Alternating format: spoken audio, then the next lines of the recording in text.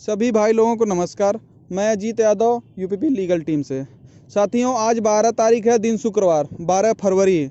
आज single bench की date लगी थी 2015 और 2018 41/520 दोनों की आज डेट लगी थी सिंगल बेंच की।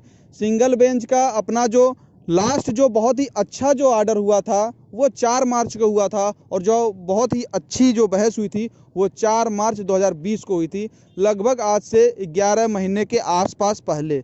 इस दौरान बीच में काफ़ी डेट लगी, लगभग 10 से 11 डेट लगी, लेकिन निराशा होती थी। कभी जज साहब सुनना नहीं चाहते थे, तो कभी कोरोना के कारण जज साहब पहले ही उठ जाते थे, केस पास ओवर हो जाता था। जज साहब सुनते भी थे तो बोलते थे कि मैं केस को रिलीज कर दे रहा हूँ, अलग कर दे रहा हूँ, तो काफ़ी दिक्कतें आती थी। लेकिन आज भी उसी प्रकार की दिक्कतें आई, लेकिन आज उस दिक्कतों से हम लोगों ने पार पा लिया। दिक्कतों से पार ऐसे पा लिया कि जज साहब आज 1 बजे तक डबल बेंच में बैठे थे और 2 बजे से उनको सिंगल होना था और सिंगल बेंच में उनको बैठना था कोर्ट नंबर 21 में। लेकिन जज साहब लगभग 2:20 पे बैठते हैं, और उसके पहले हम लोगों को ये पता चलता है कि हम लोगों को सेक्शन के द्वारा हम लोग का जो केस था 16/408, 26/813, ये सारे केसेस को रॉन्गली लिख दिया गया था सेक्शन के द्वारा कि ये गलती से डेट वगैरह लग गया है। जो भी कारण रहा हो, इस सब जैसे भी प्रयास से हुआ, किसी के भी प्रयास से हुआ, उस सब पे इंटरफेयर ना कीजिए आप लोग, क्योंकि डेट का बहुत ही दिक्कत चल रहा है कोर्ट में। जैसे डेट लगवाती बन रही है, सभी भाई प्रयास कर रहे हैं, मेहनत कर रहे हैं, लग रहा है। कभी पकड़ा जाएगा, पकड़े जाएंगे तो बड़ी दिक्कत भी आएगी। जैसे भी हुआ उस बात में आप छोड़ दीजिए, लेकिन सेक्शन द्वारा रॉन्गली कर दिया गया था। इसके कारण आज कोर्ट में हम लोगों की फाइल नहीं आई थी। कोर्ट में हम लोगों की फाइल मतलब जो सेक्शन के द्वारा होती है नहीं आई थी। इसके लिए लगभग 12 बजे के बाद से हम लोग काफ़ी दिक्कत में थे, परेशान थे। सेक्शन से लेकर कोर्ट तक चक्कर काट रहे थे हम लोग, अपनी फाइल क्यों नहीं आ रही है। सेक्शन के द्वारा आज एक तरह से समझिए तो इलीगल घोषित कर दिया गया था कि हम लोग का केस जो है कि रॉन्गली लग गया है, इस पर सुनवाई नहीं हो पाएगी।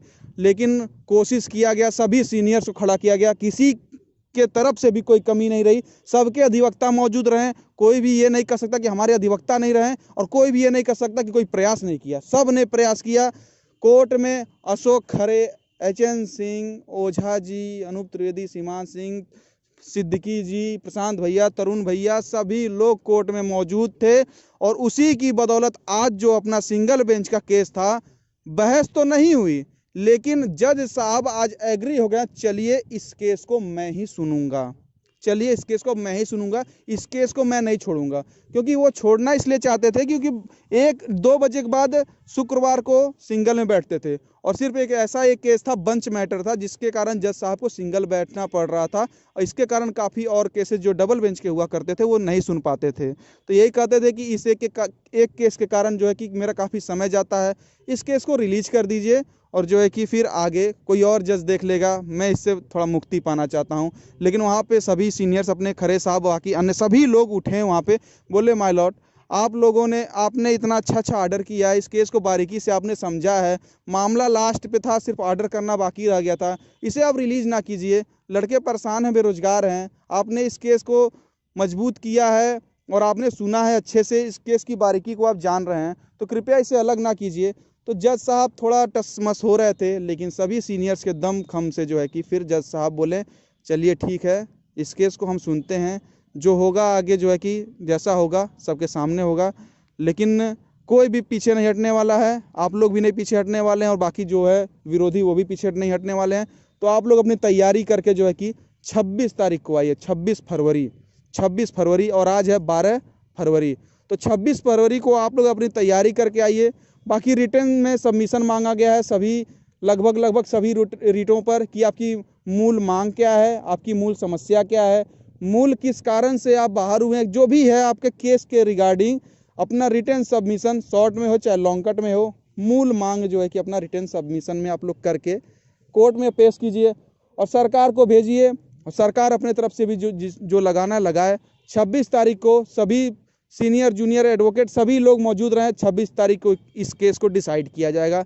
ये काफ़ी मतलब सीनियर्स के द्वारा जो है कि एक तरह से समझिए सीनियर्स के द्वारा प्रेशर डाला गया, प्रेयर किया गया कि माय लॉर्ड, आपने इस केस को सुना है, आप इसे रिलीज करेंगे, दूसरी कोर्ट में जाएगा, मामला शुरू से नए सिरे से सुना जाएगा, दिक्कत आएगी, लड़के बेरोजगार हैं, परेशान हैं, लगभग 11 माह का समय बीत गया है, कोर्ट में सिर्फ डेट लग रही है, कुछ हो नहीं रहा है, तो काफ़ी निराशा हाथ में लगती है।